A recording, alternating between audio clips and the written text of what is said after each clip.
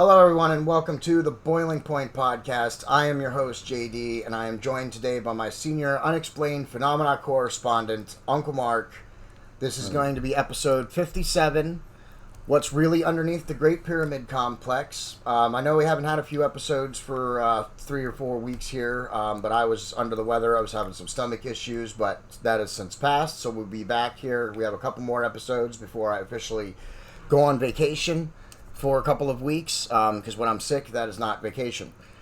Uncle Mark, welcome back to the podcast. It's great to have you. All right, thank you. Pleasure to be here. It's always great when you're on. We always talk about some great stuff, and this is going to be a good one. We're going to talk about what's underneath the Great Pyramid Complex. Now, these are the pyramids in Egypt that we're going to be talking about. Not just the pyramids. The whole pyramid complex. Right. That includes the Sphinx and many square kilometers between the pyramids and the Sphinx and other things in that whole complex, as I said. Yeah, we're going to talk about what's underneath the Great Pyramid Complex, according to the ancient writers and historians, not Ancient Aliens Plus and remote viewers type stuff. We're talking about actual historical documents that the ancient writers and historians have left for us. So that's what our podcast is going to be about tonight. We're going to look at historical counts and valid historical counts and transcripts. The Giza Plateau and Old Cairo, they're crisscrossed with subterranean passageways, shafts, natural caverns, lakes, and chambers that contains surprising artifacts. So now the Egyptian authorities, they're not ready to reveal this type of stuff to the public, and they say, oh no, there's nothing to it or anything, but we're going to see what the different ancient historians have said and what their views on the pyramid complex are. So, you know, what happened under the sand thousands of years ago is not reflected in today's history books, and the discoveries made in the last eight decades or so, they verify that point. The Fayum Oasis district is just a few miles outside the boundaries of the Memphis Nome. Now, Memphis Nome is what we call the Giza complex. Okay. Memphis Nome is the old name for it, okay? It presents a site of unusual interest in that it used to be a lush, fertile valley that the pharaohs called Moans. Moors once they did hunts and things in there. They hunted with boomerangs and everything else. Anyway, there's a lake described by Herodotus as an endless wonder to him.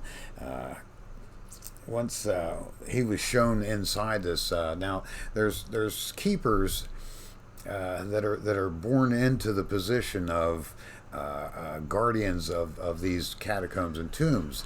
There's a vast underground library under there that have pre-flood writings to things that if it were given into the hands of the common man, that there would be serious consequences, and they could even destroy the earth, is what they claim. Now, these people were born into this role as guardians, and these are the people who are guarding these artifacts and texts underneath the complex. These complexes. So we're going to look at that a little bit. Okay, this is Herodotus. Now, he said the labyrinth contained 1,500 rooms and an equal number of underground chambers that the Greek historian was not permitted to inspect. According to the labyrinth priests, the passages were baffling and intricate, designed to provide safety for the numerous scrolls they said were hidden in subterranean apartments. So Herodotus was only allowed to see a part of it. He wasn't allowed to see the whole thing. He describes the part that he was allowed to see.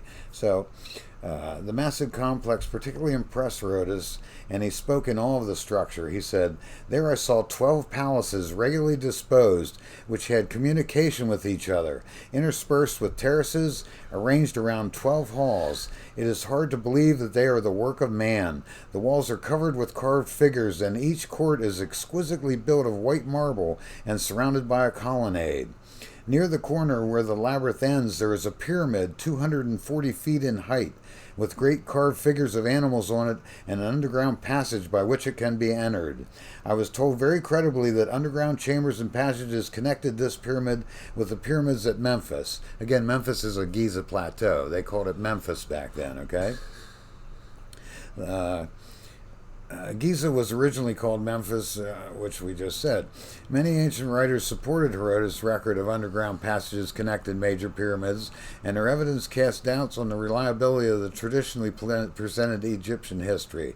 Crantor, he's about 3000 BC, stated that there were certain underground pillars in Egypt that contained a written stone record of prehistory, and they lined access ways connecting the pyramids. In his celebrated study on the mysteries, particularly those of the Egyptians, Chaldeans, the Assyrians, Lamachus, he was a 4th century Syrian representative, an historian. He was from the Alexandrian School of Mystical and Philosophical Studies, so he wasn't no dummy. He recorded this information about the entranceway through the body of the Sphinx into the Great Pyramid. He said, this entrance, obstructed in our day by sands and rubbish, may still be traced between the forelegs of the crouched colossus. At that time, it was covered by sand. The only thing sticking out was the head of the Sphinx, and most of the pyramid was still buried in sand at that time, too. Okay, that's interesting. Anyway, he said, the entrance obstructed in our day by sands and rubbish may still be traced between the forelegs of the crouched colossus. It was formerly closed by a bronze gate whose secret spring could be operated only by the Magi. It was guarded by public respect, and a sort of religious fear maintained its inviolability better than armed protection could have done. In the belly of the Sphinx were cut out galleries leading to the subterranean part of the Great Pyramid. These galleries were so artfully crisscrossed along the course of the pyramid that, in setting forth into the passage without a guide throughout this network, one ceasingly and inevitably returned to the starting point. So it was set up very intricately. You couldn't just walk in there and find stuff. You needed these guys that were guardians to actually take you through it. Otherwise, you kept ending up where you started at, which is amazing in itself. The knowledge that it would have taken to build an underground complex like that, just to keep it safe. Yeah. It was recorded in the ancient Sumerian cylinder seals that it was also the secret abode of the Anunnaki. So we talked about the Anunnaki in our previous podcast. Yeah. Now, what they say is, and this is kind of leads into our other podcast. They say an underground place entered through a tunnel. Its entrance hidden by sand and what they called huana. His teeth as the teeth of a dragon. His face the face of a lion. That kind of sounds like the Sphinx, doesn't it? Yeah. That remarkable old text, unfortunately fragmented, added that he, Huana, was unable to move forward, nor is he able to move back, but that they crept up on him from behind, and the way to the secret abode of the Anunnaki was no longer blocked. Now, we're talking about Gilgamesh, Nimrod and his friend that they said defeated Huamei. Well, what they did is they got behind him and they went in the underground passage there. So, at the Sphinx. Yes. The Sumerian record provided a probable description of the lion-headed Sphinx at Giza, and if that great creature was built to guard or obliterate ancient stairways and lower passages leading to subterranean areas below and around it, then its symbolism was most appropriate. The local 19th century Arab lore maintained that existing under the Sphinx are secret chambers holding treasures or magical objects. That belief was bolstered by the writings of the 1st century Roman historian Pliny, who wrote that deep below the Sphinx is concealed a tomb of the ruler called Harmachis that contains great treasure. And strangely enough, the Sphinx itself was once called the Great Sphinx Harmachis, who mounted guards since the time of the followers of Horus. So, we've got some ancient historians that are all saying there's passages under these things, and there's everything from a pyramid to marble columns with animals and carvings on them. And now, were you saying that the tunnels underneath were like 3000 BC old? Like then potentially that's when they were made, or no? They're older than that. Those writings, the oldest writing we have are from that era. So let me ask you this then: were the pyramids and the Sphinx built before or after these underground? I think the pyramid and the Sphinx were after. Afterwards. So you think that these underground passages were built prior to the Sphinx and creation of the Sphinx and the Great Pyramid? Yes. Okay. Now, the 4th century Roman historian Arminius Marcellus made additional disclosure about the existence of subterranean vaults that appeared to lead to the interior of the Great Pyramid. He said, inscriptions in the which the ancients asserted were engraved on the walls of certain underground galleries and passages, were constructed deep in the dark interior to preserve ancient wisdom from being lost in the flood. So these are pre-flood architecture and wow, so pre-flood buildings. okay. We're talking pre-flood stuff here. A manuscript compiled by an Arab writer named, now this guy's name's hard to pronounce, Altina Nassani. Altina Nassani is preserved in the British Museum, and it records the existence of a long square underground passage between the Great Pyramid and the River Nile, with a strange thing blocking the Nile entrance. In other words, I think they could flood it if they wanted to by this block of stone that they kept there at the Nile. And if somebody was going to invade it or whatever, they would flood that corridor and block them off with it. So there's ingenious designs in this thing. Yeah, that's certainly... When you think that far back, yeah. That's not something you see. Well, it kind of puts the theory of we were ape like caveman that slowly ascended into puts that to shame, man. These people were more advanced than we were. Yes, and many I've said that some ancient civilizations and stuff I believe were more technological advanced in different ways. They didn't have computers and microwaves. They had different types of advancement knowledge. We don't. Yeah, a lot of stuff would have rotted away. All that we really have left of a lot of things are stone and bone. Yeah, and a lot of a lot of the tombs, when they opened them, of the giant tombs and stuff, the skeletons crumbled to dust. They were they were that old that once the air hit them, they crumbled. So if they had metal objects and things like that, which I think they probably did, or it's very feasible that they could have, they'd be rotted up and gone by now. You know? I guess that's right. Yeah, I mean, because we are talking about thousands of years here. So yeah. So anyway, what he says is, in the days of Ahmed Ben Tolsoon, which I have no idea what era that is. Okay, but this guy's like a 4th century or so it's ancient. Okay, it says. And that's how they told time back then. In the days of this ruler leader, they didn't have AD and BC like we do. No, they didn't even have accurate calendars. Right. So they used dates of famous rulers, dignitaries and stuff to give an idea of a time length back then. But anyway, it says a party entered the Great Pyramid through the tunnel and found in a side chamber a goblet of glass of rare color and texture. As they were leaving, they missed one of the party, and upon returning to seek him, he came running out at them naked and laughing, said, "Do not follow or seek for me," and then rushed back into the pyramid. His friends perceived that he was enchanted. What would you think? Where'd Joe get to? He comes running up there naked, jumping around laughing and saying, "Don't follow me, and runs back in. Well, I probably wouldn't follow him. Yeah, I might not either. They perceived that he was enchanted. Not without full hazmat suits, I think. Upon learning about strange happenings under the pyramid, Ahmed Ben Tulun expressed a desire to see the goblet of glass. During the examination, it was filled with water and weighed, then emptied and reweighed. The historian wrote that it was found to be of the same weight when empty as when full of water. So that's a rather interesting artifact, Yeah, that is interesting. Yeah. It had the same weight empty as full, and it was an unusual. They're calling it a glass. I don't know whether it was ruby, whether it was a crystalline or what. It just says a type of glass. It just says a goblet of glass. There wasn't a real good description of it. And of course, they didn't have photography back then. So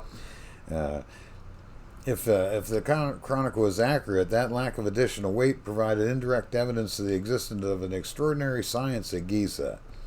Now, according to Masudi, in the 10th century, mechanical statues with amazing capabilities guarded subterranean galleries under the Great Pyramid.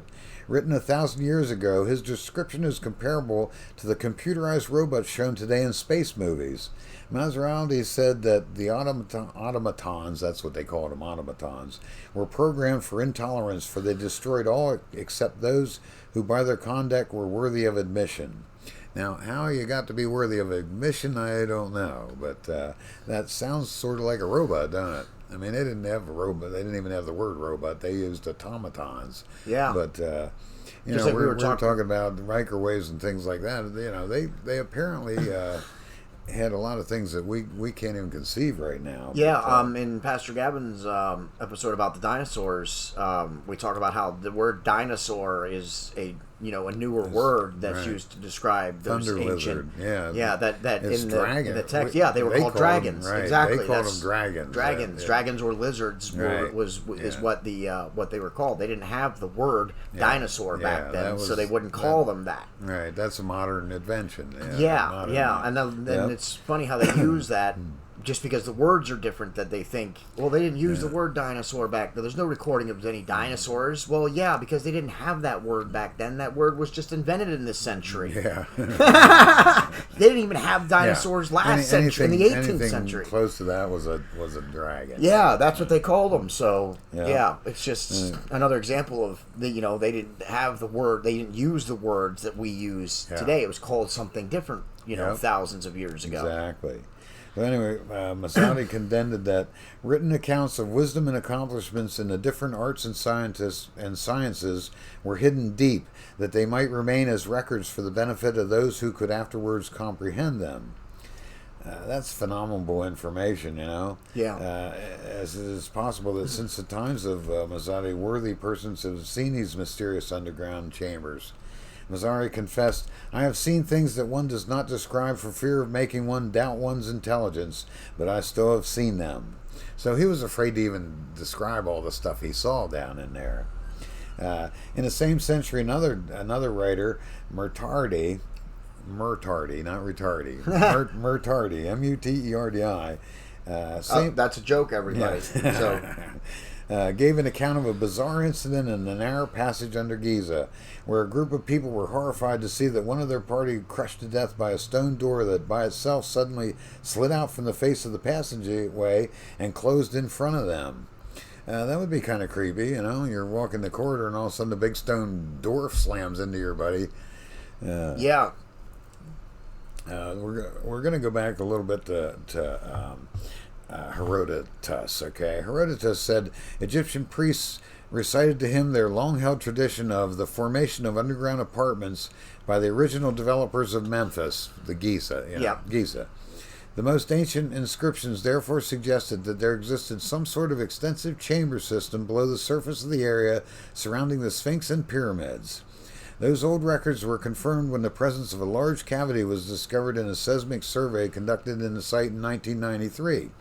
That detection was publicly acknowledged in a documentary called The Mystery of the Sphinx, screened to an audience of 30 million people on NBC TV later that year.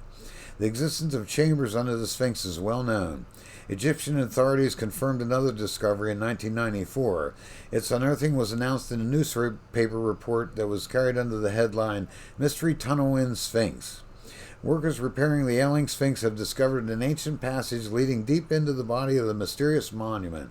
The Giza Antiquities chief, Mr. Zahi Hawass, who is a deceptive creep in my opinion, but never mind that. He said, "There's no dispute the tunnel is very old. However, what is puzzling is who built the passage." Well, the pre-flood people. A lot of them attribute it to Enoch. I don't have documentation for that, but anyway, I digress. He said, "Why and where does it lead?" Mr. Hawass said that he had no plans to remove the stones blocking the entrance. Well, why would you discover that and not have any? Why wouldn't you remove them? You know darn well they did. He just said they didn't. Yeah. No, we're not going to take those stones blocking the entrance. We don't want to see what's in there. Yeah, right. Now let me ask you real quick. Just it's going to get a little off topic here, but these doors and these things that were built, thousands of years ago. Unless you're going to get to it later, in which case we'll wait for the answer. Why were they built? Were they built to preserve knowledge and technology, or were they built for some other purpose? They're twofold. One was a actual residence, in other words, a living quarters, and the second was to preserve the pre-flood knowledge of the world. That theoretically one day that when man was responsible and capable enough of handling it, then we would get back to it. We would discover it, utilize it, and open it and go inside. Okay, that's interesting. Okay. Yeah. So, Anyway, that tunnel that they blocked the and they had it entrance was sealed. I blocked. mean, if it survived the flood, if it was pre-flood, and everything down there is obviously not wet or destroyed from water damage, so it was completely Right. sealed. Right, there's sealed. That's interesting. Yeah, there's sealed passages in there, and these guardians that are generational. They know how to touch the thing and the door opens. It's a big stone door, and they know where to touch to make the thing open right up. All right. Now, Let me ask another question that some people who are watching this have got to be thinking now. But they built it pre-flood. Moses and his sons and his daughters, and their wives, his sons and their wives, were on the ark. No, not Moses. You're talking about. Oh, you're right. I'm sorry. Noah. Noah. Sorry. Yep. I'm sorry. I got a little Moses, sideways there. Moses was. It says in the Bible that Moses was learned in all the wisdom of the Egyptians. So, would he have been able to look and explore and study in this underground complex? Probably, as being as royalty and everything. So, my So- question is: these people who have the jobs handed down to them, the guardians. Okay. How did that survive the flood? Well, it was probably set up after the flood. Okay. It was a setup, yeah. Okay. Now, Noah didn't build it. I don't think Noah built it. I think the pre-flood people built it. Yeah. And that's why Enoch is continuously tied into this. It may be that he took and preserved records of pre-flood intelligence, and it doesn't have to be him. It could have been a set of people. The Gibel Taki complex in Turkey, that the oldest religious place that they found yet was purposely buried, and I think it was purposely buried to preserve it from the flood. So the same type of situation. Okay. So all right, and it was built to withstand the flood. yes. So people knew that the flood might have been coming or was going to be coming before it actually started. Right. That's interesting to me. Yeah. All these people still did all this knowing that they would likely not survive the flood. It was about preserving the knowledge. Noah preached for 100 years. What was really? coming. Okay, Yeah. I didn't know how long he was. Yeah, he did Noah that preached to beforehand. those people for 100 years what was coming. Okay, and well then that makes. Not everybody laughed and mocked. Yeah, some of them over there. Oh, boy, well, let's preserve this. Yeah, and then you probably had some people who were, well, maybe he's crazy, but maybe he's not crazy, and we should just be careful. Yeah. That's interesting. See, another thing is that they could have, there was living quarters down there. He said there was palaces, and they were all interconnected and everything. It could have been, if giants were killing and eating everybody, and dinosaurs are running around, and it might have been safer underground than it would be above the ground too. So and the library could have been part of that complex that was protecting them from the giants and the monsters and the dinosaurs and dragons and all the other things that might be up there wanting to destroy them. So there's a lot of potential answers to that question. Okay. So anyway, that secret tunnel that they said there's stone blocking the entrance and they're not going to open the stones. Well, that secret tunnel burrows in from the northern side of the Sphinx, about halfway between the Sphinx outstretched paw and its tail. So right in around there, if you want to go sneaking in there and find out where it is, that's where it's located. The popular supposition that the Sphinx is the true portal of the Great Pyramid has survived with surprising tenacity. And that's what most people thought for years and years, okay? That the Sphinx was an entrance into was the a pyramids. true portal to get into the Great Pyramid. They busted a hole in it when they got in there, to get into the Great Pyramid. Yeah. They busted a hole in it. Yeah, we just went right through it because that's what we do. Yeah. Well, how do we get into it? Well, I don't know, but let's not look for the way. Let's just make a way. I don't see one. Let's make one. Yeah. Yeah. And that's what they did. So. Yeah. But originally that was the belief that the true portal was through the Sphinx. Yeah. And that makes sense, Yeah, it would. Because there's no visible entrance into the pyramids. There's no, right, like you just said, we had to make an entrance to get into one. So that would make sense. That belief was substantiated by 100-year-old plans prepared by the Masonic and Rosicrucian initiates, the Masonic and Rosicrucian initiates, showing that the Sphinx was the ornament surrounding a hall that communicated with all pyramids by radiating underground passages. Those planes were compiled from information originally discovered by the supposed founder of the Order of the Rosicrucians, Christian Rosencreuz, who allegedly penetrated a secret chamber beneath the ground and there found a library of books full of secret knowledge. I don't even know where the Order of the Rosicrucians found their knowledge. That's what supposedly he found an underground passage there at the Giza complex, and it led to the library. So, what did he? No, that's what they're claiming. Anyway, the schematic drawings were produced from information possessed by mystery school archivists before sand clearing commenced in 1925 and revealed hidden doors to long-forgotten reception halls, small temples, and other enclosures. Those plans are included in the master plan section in certain books of the Rosicrucians. The knowledge of the mystery schools was strengthened by a series of remarkable discoveries in 1935 that provided proof of additional passageways and chambers interlacing the area beneath the pyramids. The Giza complex showed major elements of being a purposely built, uniting structure, with the Sphinx, the Great Pyramid, and the Temple of the Solar Men directly related to each other above and below the ground. So that was their findings on that. Now, there's chambers and passageways that were detected by sophisticated seismograph and ground-penetrating radar equipment in the last few years, establishing the accuracy of the plans. Egypt is also successfully using sophisticated satellites to identify sites buried beneath the surface at Giza and other locations. The novel tracking system was launched at the beginning of 1998, and the location of 27 unexcavated sites in 5 areas was precisely determined. 9 of those sites are in Luxor's East Bank, and the others are in Giza. Abu Rawush, Saqqara, and Dashur is where the other sites are.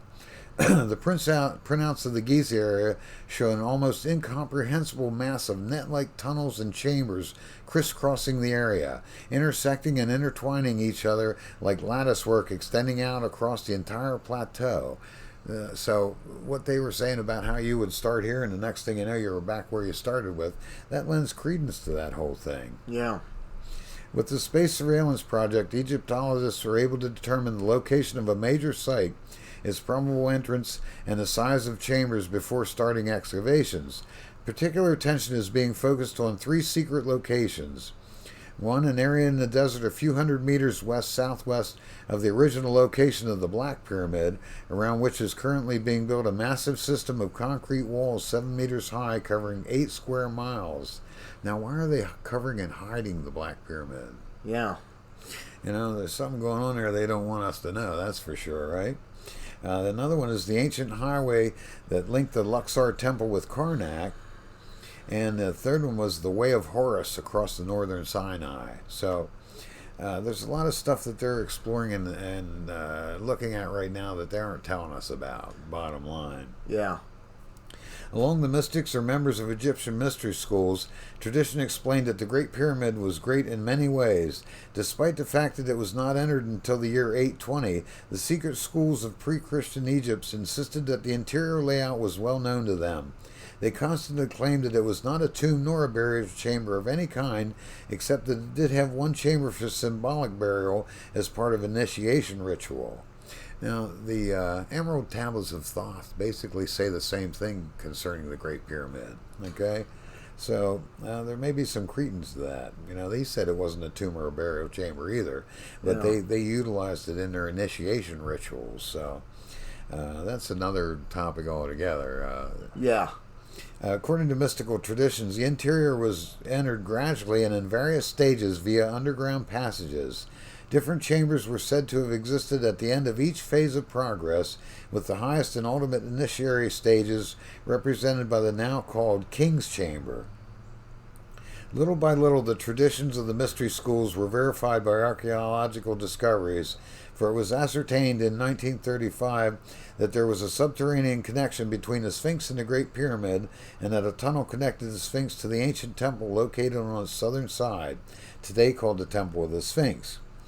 As Emil Barakazi, I think that's how you pronounce it, Barakazis, A massive 11-year sand and sea self-clearing project neared completion in 1935. That's when they took the sand away from the pyramid and the Sphinx, okay?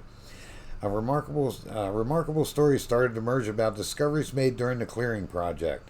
A magazine article written and published in 1935 by Hamilton Wright dealt with an extraordinary discovery under the sands of Giza that is today denied. The article was accompanied by original photographs provided by Dr. Salim Hassan, the leader of the scientific investigative team from the University of Cairo who made the discovery. It said, around the, let's see,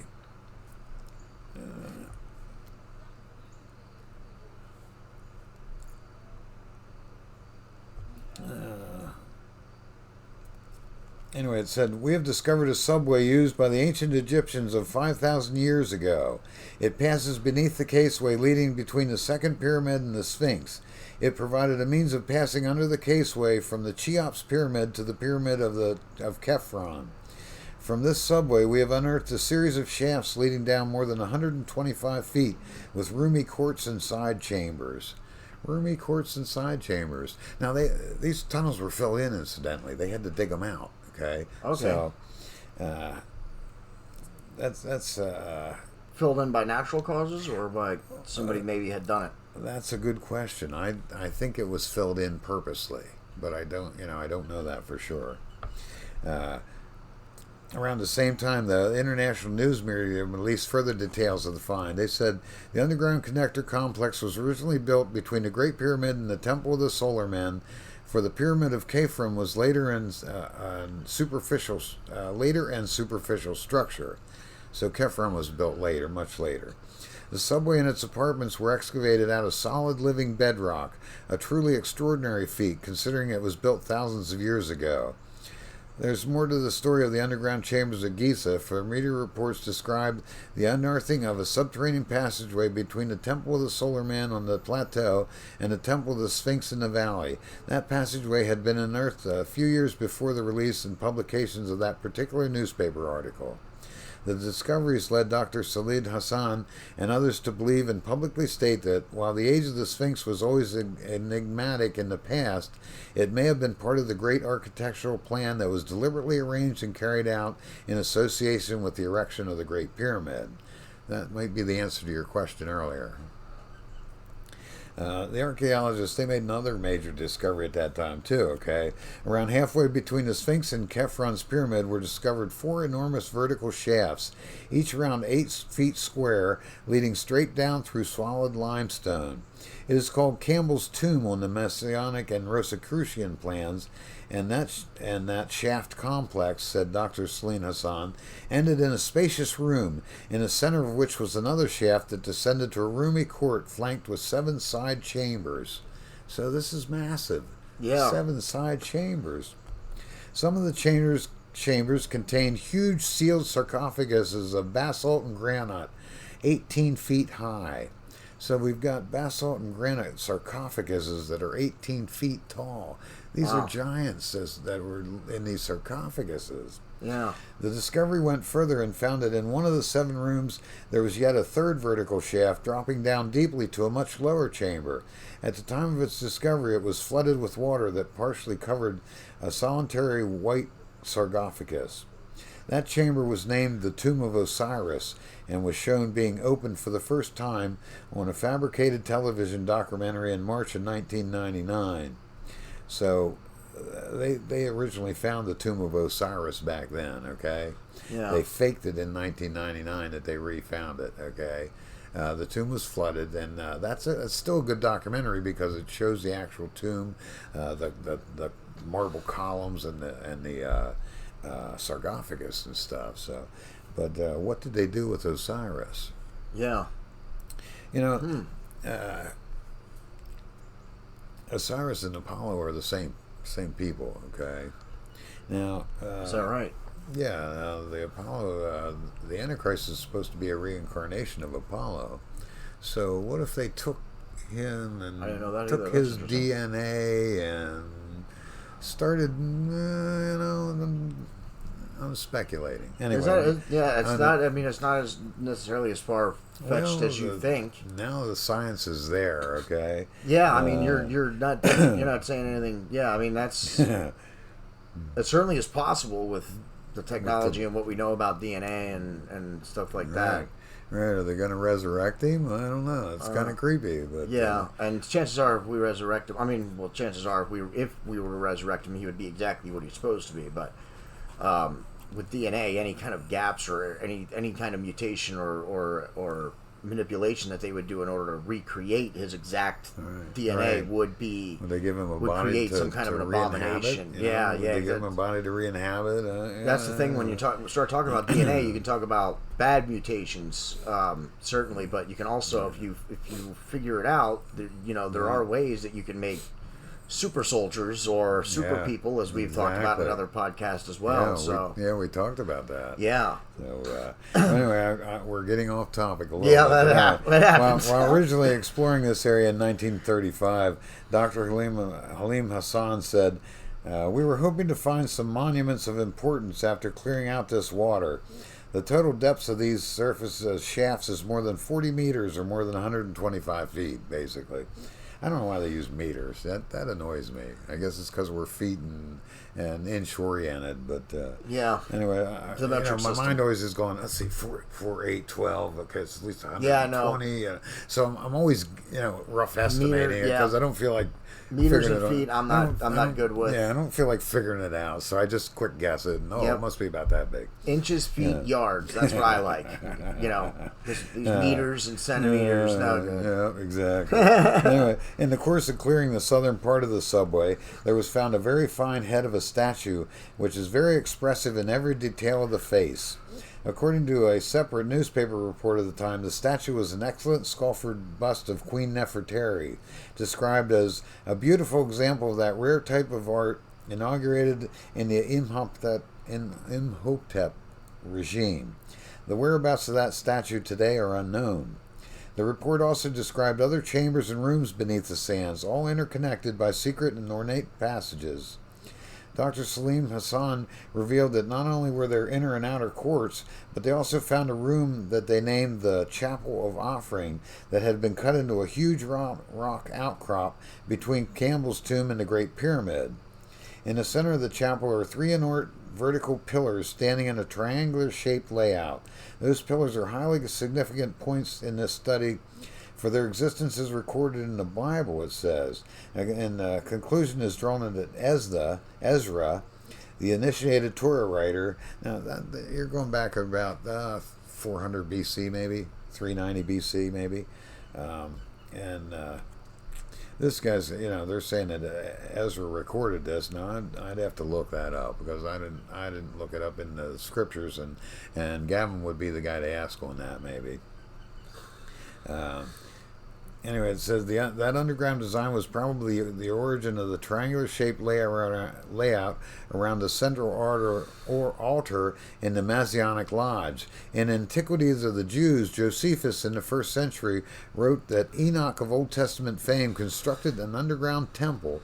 Okay, now listen to this. This is where Enoch comes in. Josephus was a Jewish historian who wrote the history of the Jews, okay? Yeah. And anyway, he wrote that Enoch of the Old Testament fame constructed an underground temple consisting of 9 chambers. In a deep vault inside one chamber with 3 vertical columns, he placed a triangular-shaped tablet of gold bearing upon it the absolute name of the deity, God, the name of God. The description of Enoch's chambers was similar to the description of the Chamber of Offering just under the sand just east of the Great Pyramid. So maybe Enoch did build all this stuff,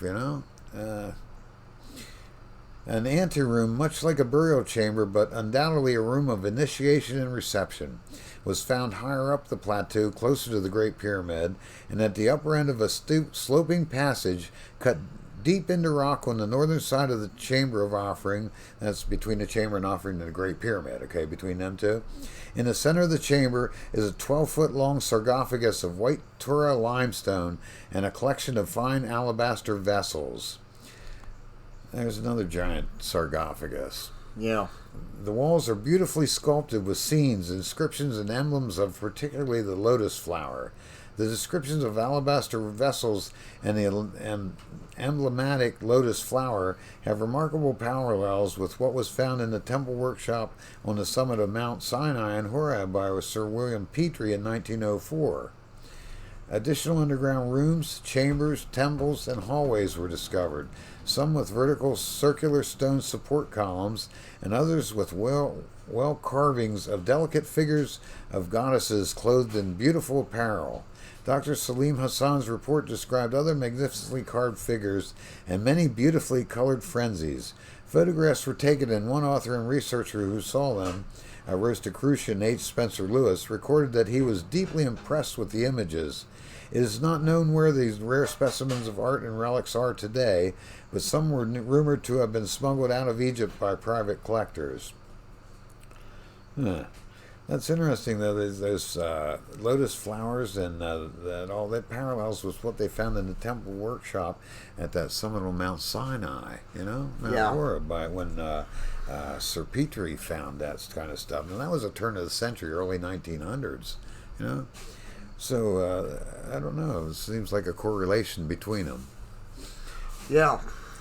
I wanted to say about the Enoch thing that he may not have necessarily, just because there's some reference to him having some chambers or whatever, doesn't necessarily mean that he was responsible for the whole thing or built the whole thing. Well, he could have been the mind behind it. That's possible. One person couldn't have built all that. No, but he was obviously a known person at those times, so it's possible that if someone else was doing it, or if Josephus ties him to an underground complex in the Egyptian era. But he could have. What I was proposing was that if they were building this underground thing and he knew about it, or maybe wasn't directly responsible but was involved with it, and then asked for his own separate kind of chambers or something.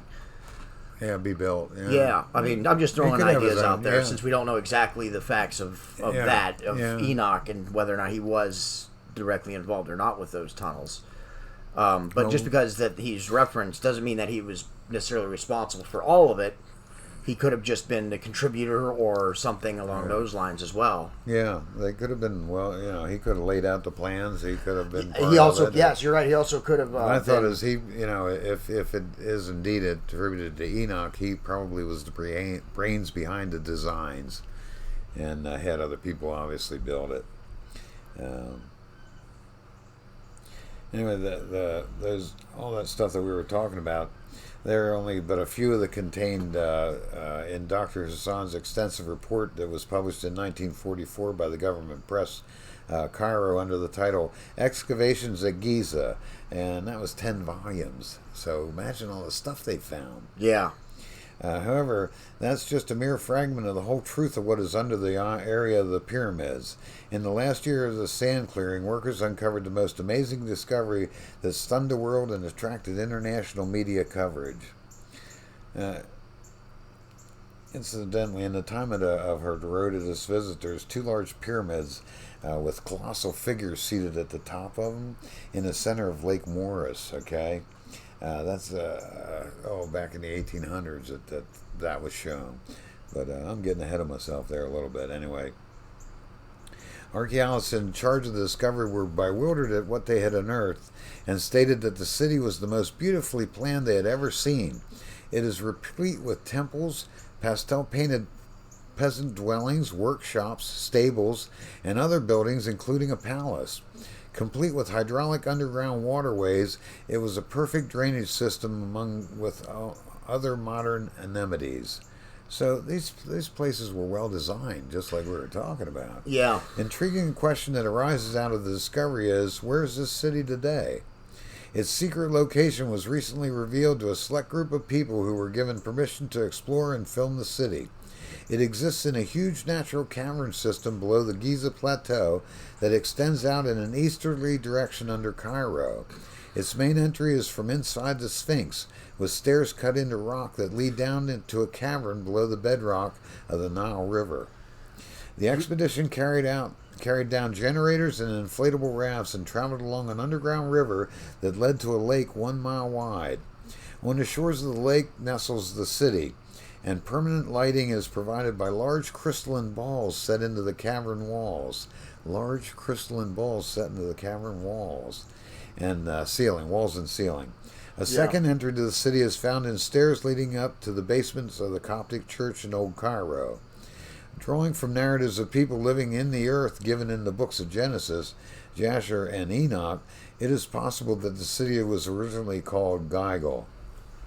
So, drawing from narratives of people living in the earth, there is several descriptions in the Bible of people living in the earth. They were literally living in the earth. Yeah. Now you read there that the caverns were naturally forming, or did I misheard you? No, there's a natural cavern that they utilized. Okay, so there was a natural cavern, and they kind of There's a natural cavern, and they built off of it. Okay, and utilized from there. That's smart too. I mean, that just shows the ingenuity. Of that time. I mean, they built structures that like the pyramids and the Sphinx that have lasted till today, and we don't have anything. Well, yeah, there's a lot of the city of Petra is carved out of a cliff, out of solid stone. It's carved right into the cliff, and it's incredibly well done. And I think that's a pre-flood place too. But Yeah, so anyway, they filmed this apparently. So it said film footage of the expedition was shot in a documentary called Chambers of the Deep, was made and subsequently shown to private audiences. It was originally intended to release the footage to the general public, but for some reason it was withheld. Well, that wasn't very nice of them. Anyway, I would love to see that. Anyway, a multifaceted spherical crystalline object the size of a baseball was brought up from the city, and its supernatural nature was demonstrated at a recent conference in Australia. Deep within the solid object are various hieroglyphs that slowly turn over like pages of a book when mentally requested to do so by whoever holds the object. That remarkable item revealed an unknown form of technology and was recently sent to NASA in the USA for analysis. So that's why we never heard anything more about that, huh? But think about that. They said that there were various hieroglyphs that slowly turn over like pages of a book when mentally requested to do so by whoever holds the object. That's incredible in itself. That's interesting. Historical documents record that during this 20th century, staggering discoveries not spoken of today were made at Giza and at Mount Sinai, and Egyptian rumors of the discovery of another underground city within a 28-mile radius of the Great Pyramid abound. In 1964, more than 30 enormous, multi-level subsurface cities were discovered in the old Turkish kingdom of Cappadocia. One city alone contained huge caverns, rooms, and hallways that archaeologists estimated supported as many 2,000 households, providing living facilities for 8,000 to 10,000 people. Their very existence constitutes evidence that in many such subterranean worlds lied waiting to be found beneath the surface of the earth. Excavations at Giza have revealed underground subways, temples, sarcophagi, and one interconnected subterranean city, and validation that underground passageways connected the Sphinx to the pyramid. It's another step towards proving that the whole complex is carefully and specifically thought out. So, yeah, that's amazing. Now, the ability that they had back then to and we're talking about foresee the future. Like when you're designing something, all their designs, the pyramids, the Sphinx. We're talking about a couple different cities underground. That's like that. Yeah, so not just Giza and all, but there's several of them apparently. Now let's go to the official denials. Okay, because of Dr. Salim Hassan's excavations and modern space surveillance techniques, the records and traditions of the ancient Egyptian mystery schools that claim to preserve secret knowledge of the Great Giza Plateau all rose to the highest degree of acceptability. However, one of the most puzzling aspects of the discovery of underground facilities at Giza is the repeated denial of their existence by Egyptian authorities and academic institutions. So persistent are their refutations of the claims of mystery schools were doubted by the public and suspected by the fabricated lies, basically, in order to mystify visitors to Egypt. They said, in other words, they doubted all this and they were just making this stuff up so people would come to Egypt to visit and look at it, okay? The scholastic attitude is typified by a Harvard University public statement in 1972. They said, No one should pay any attention to the preposterous claims in regard to the interior of the Great Pyramid or the presumed passageways and unexcavated temples and halls beneath the sands in the Pyramid District made by those who are associated with the so-called secret cults or mystery schools of Egypt and the Orient. These things exist only in the minds of those who seek to attract the seekers for mystery, and the more we deny the existence of these things, the more the public is led to suspect that we're deliberately trying to hide that which constitutes one of the great secrets of Egypt. It is better for us to ignore all these claims than merely deny them. Our excavations in the territory of the pyramid have failed to reveal any underground passageways or halls, temples, grottos, or anything of the kind, except the one temple adjoining the Sphinx. Funny that they said they say that it's better for them to ignore all these claims.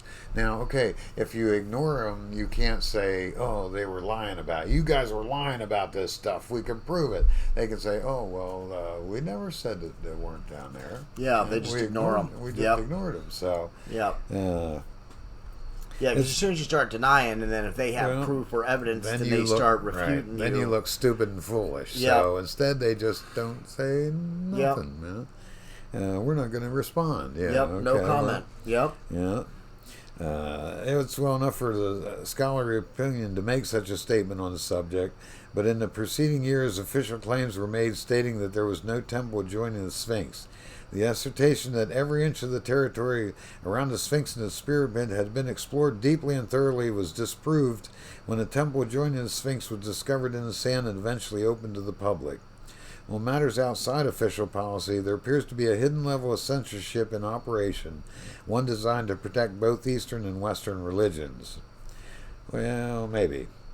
So, that's their opinion. Protect their agenda against our religions. Well, that would be better. I don't know about protect our religions. Yeah, better is in my opinion, the way the world has been going right now, if there was proof to disprove all organized religion, they wouldn't be hiding it. They'd would be coming out. Hey, look at this! Yeah, look at this! And they try. They've tried that several times, and every time they do, archaeologists unearth something that refutes it. Yeah. Every time they try that, God throws a monkey wrench in there and says, "Oh, okay."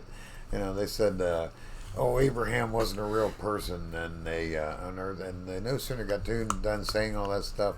And when they found, from their point, they found tablets with Abraham's name on it. Yep, so, yep. And that happens all the time. And then the I don't know, I can't remember exactly what it was about the lost scrolls, the Dead Sea Scrolls that were found. It was right before we had found them. There was a bunch of stuff about. They said, "Oh yeah, these are fabricated documents," and the Dead Sea Scrolls proved they were. Yeah, exactly. They said, these Bible, these scriptural books, they are not accurate anymore. They've been manipulated and they've been added to and all this. And, well, they've unearthed, and they particularly attacked the book of Isaiah, because Isaiah has many prophecies concerning the Christ and the Messiah and things that, the Dead Sea Scrolls proved that there was, they were exact. There was two things that were different between the Dead Sea Scrolls and our book of Isaiah today. 2 punctuation marks. That was it.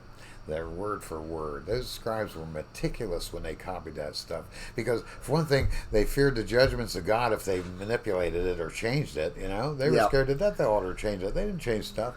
Well, that disproved that that they added to the book of Isaiah, and they were particularly attacking the prophecies concerning the Messiah. So the Dead Sea Scrolls proved lots of things and shut up a lot of people, and that wasn't the only Old Testament book in there either. There was all but I think the book Esther.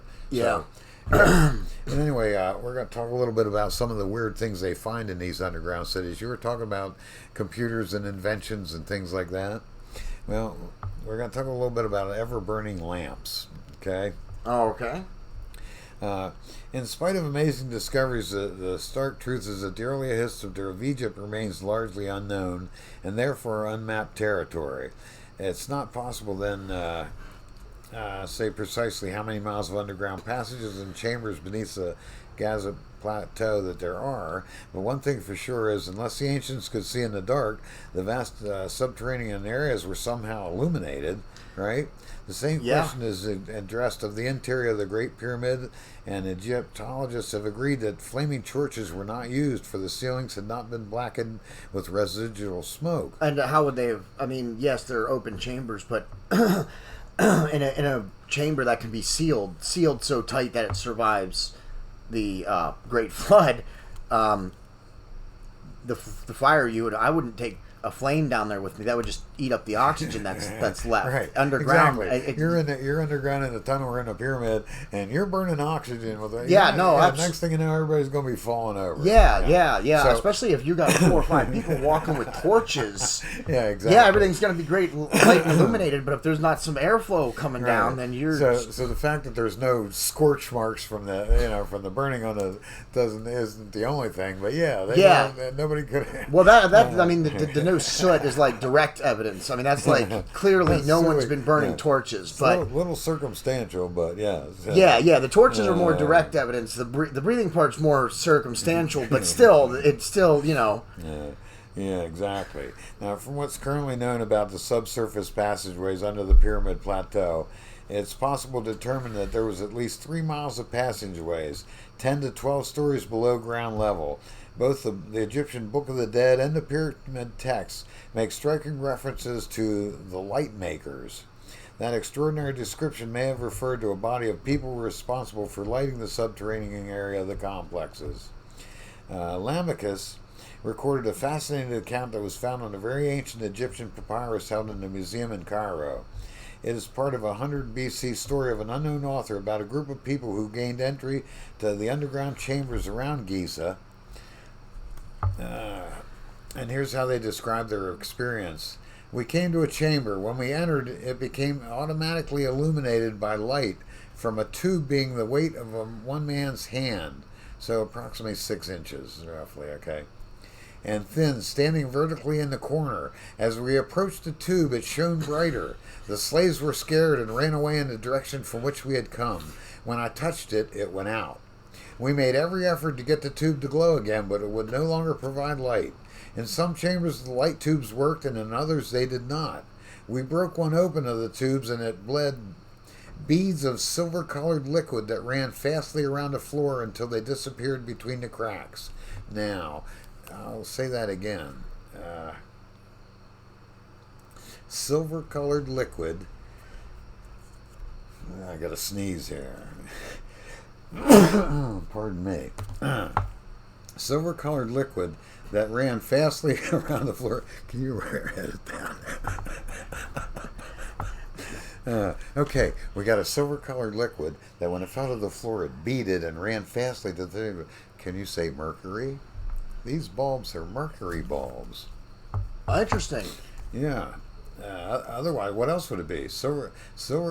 It bled beads of silver-colored liquid that ran fastly around the floor until it disappeared between the cracks. What else could it? Had to be mercury. So these these illumination bulbs had mercury in them. Yeah, well, they use mercury. We made every effort to get the tube to glow again. Yeah. As time went on, the light tubes gradually began to fail, and the priests removed them and stored them in an underground vault they specifically built southeast of the plateau. It was their belief that the light tubes were created by their beloved Imhotep, who would someday return to make them work once again.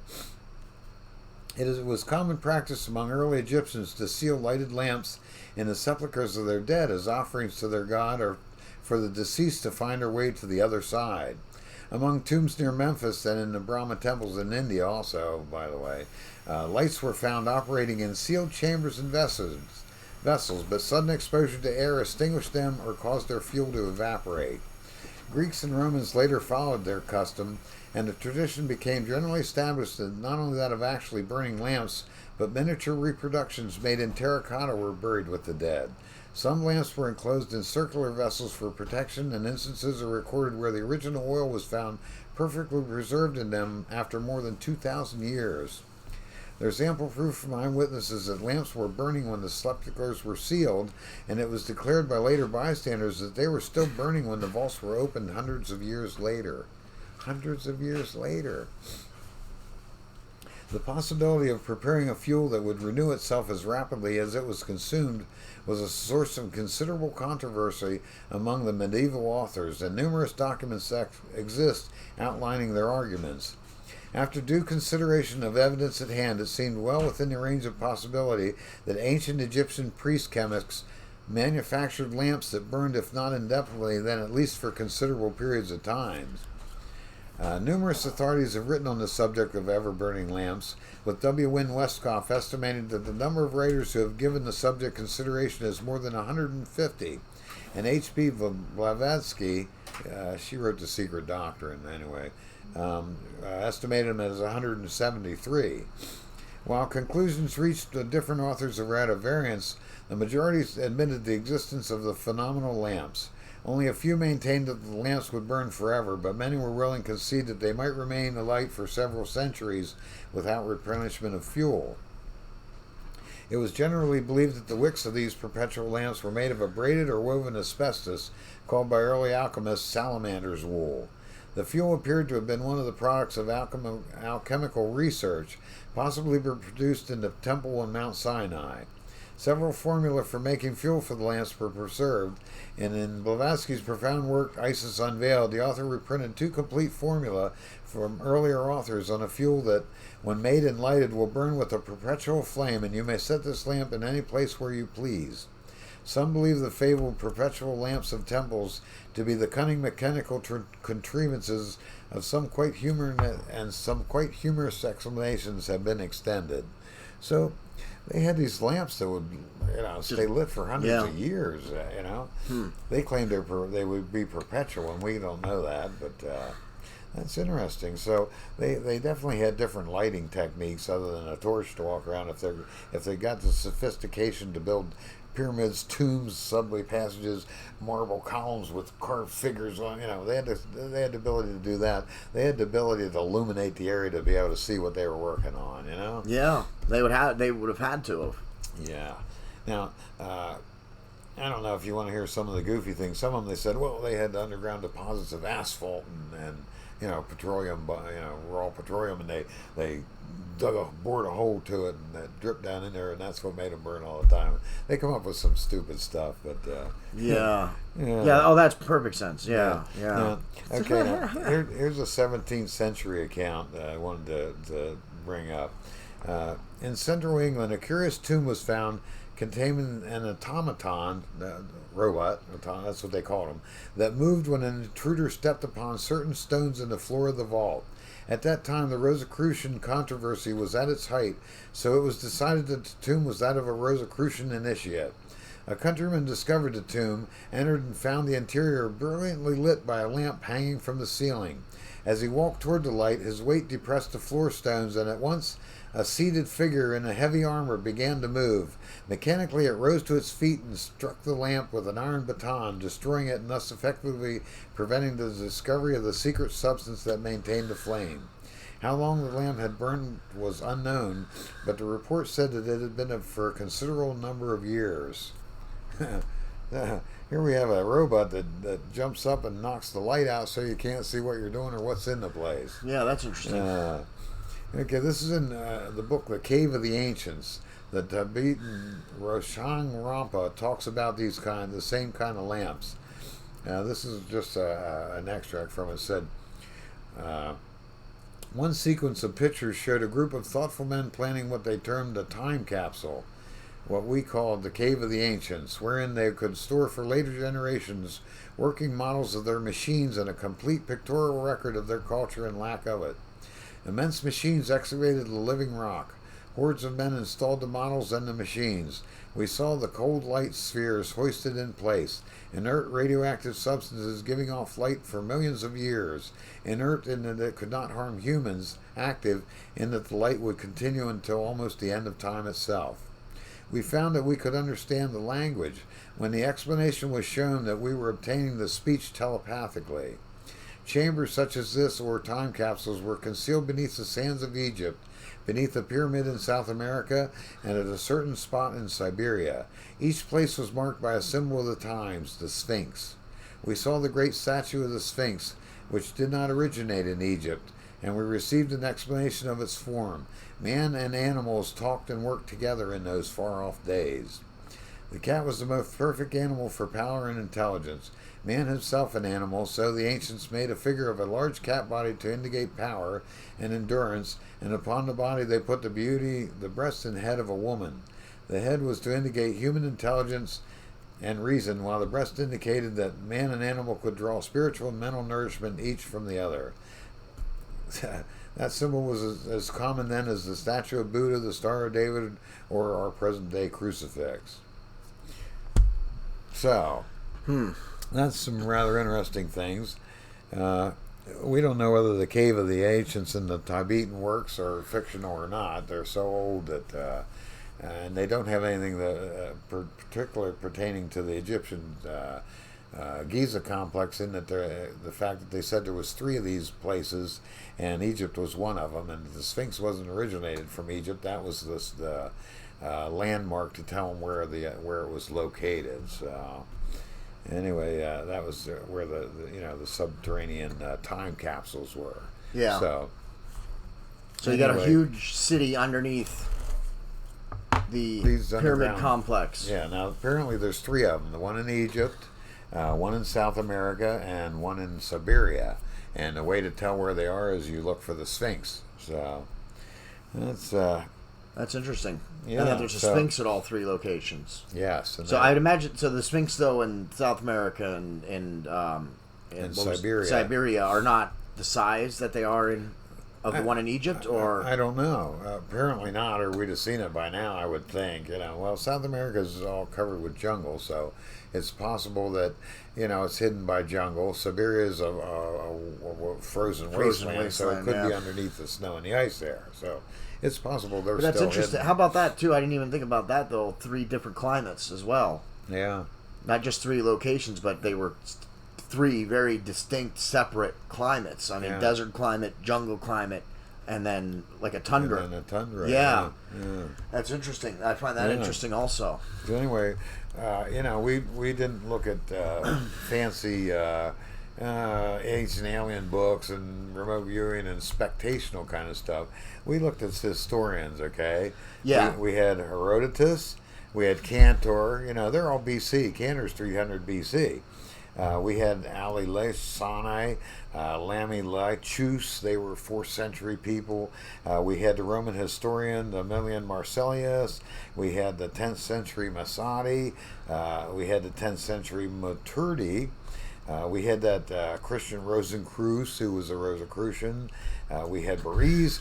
We had besides the archaeologists that did the sonar and stuff late in the modern times. So we've looked way back in history, and we found a consistent pattern of people describing underground subterranean chambers, columns, palaces, 18-foot basalt sarcophaguses. Yeah. Alabaster urns, and records, and writings, and very elaborate design. And elaborately concealed. Herodotus said he wasn't sure that it was made by man. It was so spectacular. Yeah. So, could Enoch have gotten the Anunnaki, the fallen ones, the Nephilim to help him construct it? Yeah, it's fun. It's great how a lot of our podcasts always kind of associate with one another a little bit. Yeah, a lot of these things interact with each other. And that's what just adds to the legitimacy of what we're talking about, though. That you can trace back the history and find references to so many different things and so many different historians, not just biblical historians, but just regular plain old historians. Yeah. It makes you think and wonder, because I wonder what writings are it's a little too much coincidental hidden under that complex. Apparently the history of the world, the sciences of the pre-flood people, Now you had the Nephilim, the fallen angels' offspring, that they certainly taught them the sciences,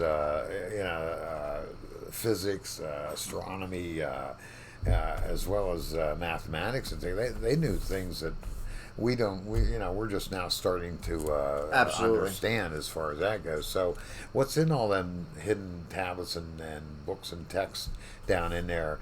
So much that they have initiates that are born into being guardians of the tombs and to keep that knowledge from being used destructively. Out. Yeah. Yeah. Like they say that.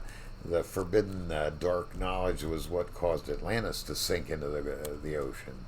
And maybe they're afraid they'll do another worldwide cataclysm if you got the wrong type of knowledge. So, interesting. I wouldn't mind talking about Atlantis sometime, too. But yeah, that's some great stuff, and very interesting. We'll have all the. I'm going to get the names of the historians that you were reading from and put it in the description, so that way if anybody wants to look up their own stuff, do their own homework. Right. So we either believe the Egyptian archaeologists that say, "Oh, there's nothing under there," or we believe everybody from 300 BC to the 10th century to the Roman historians that say no, then describe what they did see and find down there. Yeah. I believe the ancient historians. I don't think they were lying when they wrote that stuff. No, they weren't interested in information suppression back in those days. Well, maybe they were, but not about this type of stuff, at least. Yeah, they weren't given to fantasies and lies. They were put to death if they were found to record history inaccurately. Yeah. Now something maybe we should have some today. history was slanted because the victor writes history, but that is correct. Stuff like this, there's no reason to slant it. Yeah, it's purely. Especially all the different historians you name too. I mean, it's not just coming from one source. You're this naming. Isn't one guy, right? Yeah, you're naming multiple historians. Now a lot of them didn't really have an answer to who, except Josephus claimed Enoch was the guy that built built that underground stuff. Now. Quite possible, Yeah, that we don't know. We don't know who built it necessarily. We don't have anything that says built by this person. I would suggest it's pre-flood in its origin. Yeah. So pre-flood. Anyway, all right. Well, that's our podcast for today. Yep. I hope you enjoyed it. Please leave a comment for Uncle Mark or a question if you would like. You can email me at jdboilingpoint@gmail.com. Please share it out. That's what we need most right now. We need people to share out the episodes so that we can try and reach more people. You can visit our storefront if you wanted to help us beyond the sharing and the liking. You can visit our storefront at bonfire.com/store/The Boiling Point Podcast.